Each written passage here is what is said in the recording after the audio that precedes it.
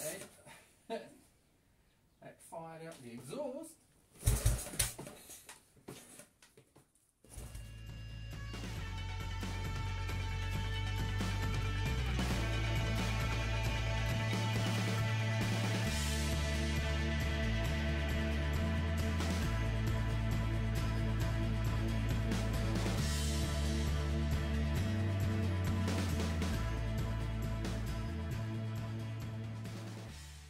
Hey guys, and welcome to this episode of the Bad Idea Bros.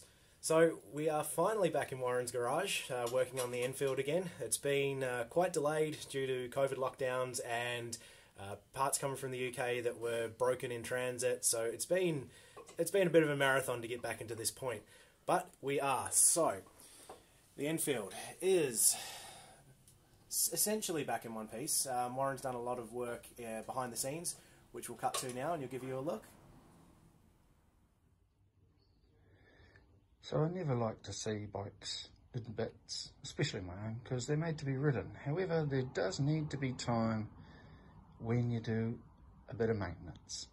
And in doing the maintenance on this old girl, we had to have a good look at these clutch plates. In fact, these are brand new. The old ones are the old segmented cork style. We'll have a look at them later on. But as you can see, this whole chain and sprocket setup has had some really dry use, unfortunately, and the sprocket is buggered, and just by coming into the back of it there, you can see that it's been very, very hot on the back side of that sprocket, which is a bit of a problem. But in looking at all the internals, everything else, threads, shafts, everything, is in pretty bloody good condition. So I'm pleased that I've only had to change out the sprocket and clutch plates at this point. Let's see how we go getting it back together. So there it is, all back together in running order, as it should be. The interesting point that is a little bit laughable, but true to these bikes, I suppose, is in changing that sprocket and that chain, I ended up having to work all the way back to loosening off the rear foot pegs. The adjustments in this thing are amazing. The engine is a single device on its own, pumping out through that new cog, through the chain and the clutch, into the gearbox, which is separately mounted. Coming around this side, you'll see it's actually got an adjuster bolt there.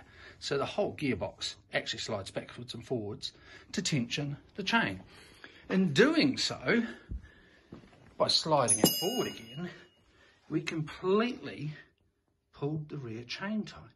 And then to get the rear chain back again, I've had to adjust all that, in which case I've had to take the rear pegs off so you can get to the adjuster nut with a spanner in there, which was rather a funny moment for me to realise how far you have to go to get inside these bikes and make one simple change at the front. As previously discussed, these are the original cork segmented clutch plates out of the old Enfield. The interesting thing that I've never seen before is how these plates are a full solid steel, but they have these little wee segments of cork inside them, all individual plates identically made.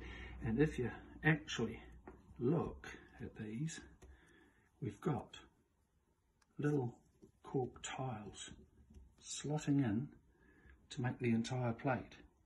Now these are quite burnt. This clutch was definitely ill-treated at some point, and the cork is pretty shot to bits now, but it's an amazing idea.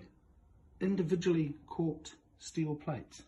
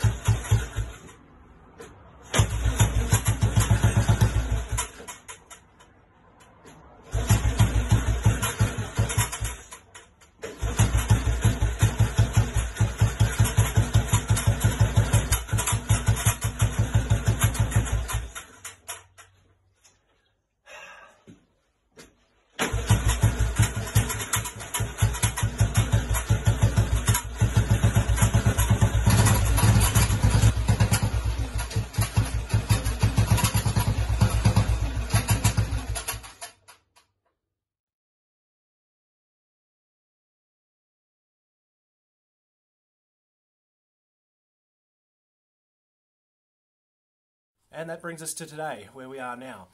So obviously Warren's working away in the background. He's just doing the last few bits in regards to the timing on the bike. We are all over it now. The workshop manual has the bike firing at 40 degrees before top dead centre, which is kind of weird and not something at all that we're used to, but that is accurate. So that was the issue with the backfiring we had. So all going well. By the end of today's episode you will see a running riding bike. So let's get into this thing. Alright, so as you can see guys, Warren is just tapping off the cover now.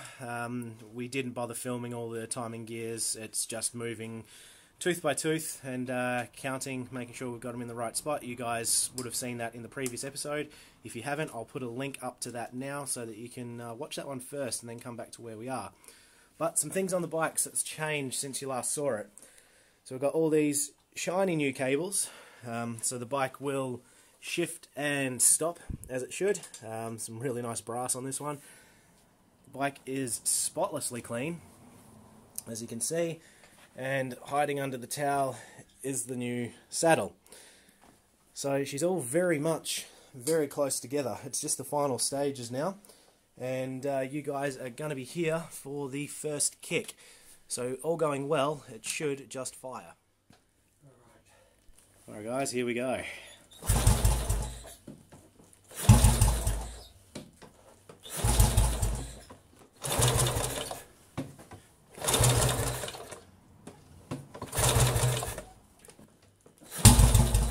Oh, that's a nice pop.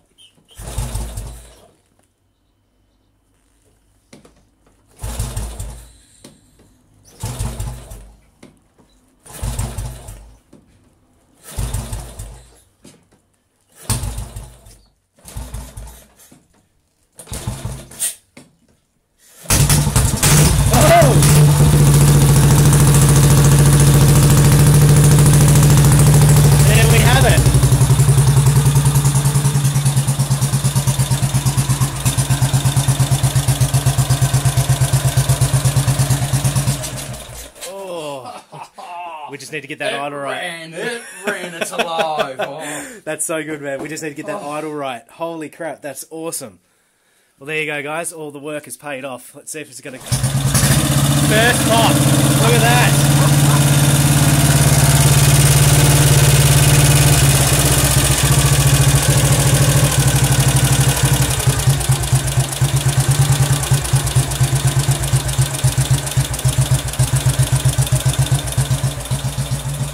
Dude, that is success. Success. Oh, so stoked.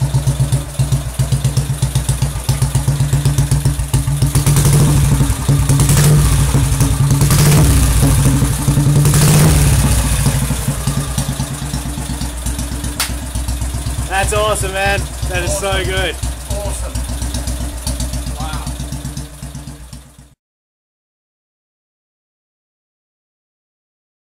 Well guys, as you heard, the beast runs. That was a lot of work condensed into a short amount of time. Obviously the man behind me did most of it. I've just come for the cherry on top, shall we say. But because it's running, there's only one thing left to do, which is the inaugural test ride.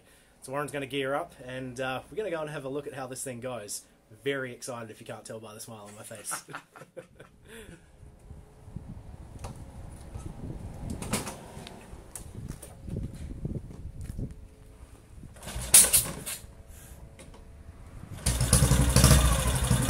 Like that. So easy now.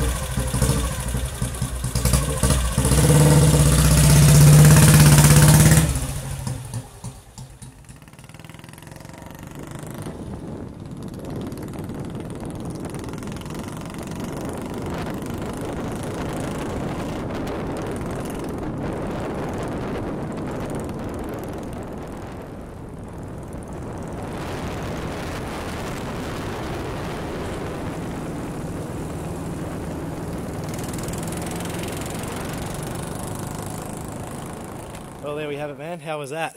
That was very satisfying, very, very special. Glad that we've got this finally back on the road. Look forward to riding with you more again with it. Guys, that went exceedingly well. You can see a bit of smoke coming off the bike, but all that is the residue oil that from the build, and we did CRC the whole motor down just to make sure that it was all cleaned. So that's just that burning off. But guys, that is a huge success. The Enfield is alive, and as you just saw from that little run then, it did everything that it needed to do as it needed to do it. So we can call that a success, and you guys will see more of this upcoming in the channel. Can't wait to bring it to you.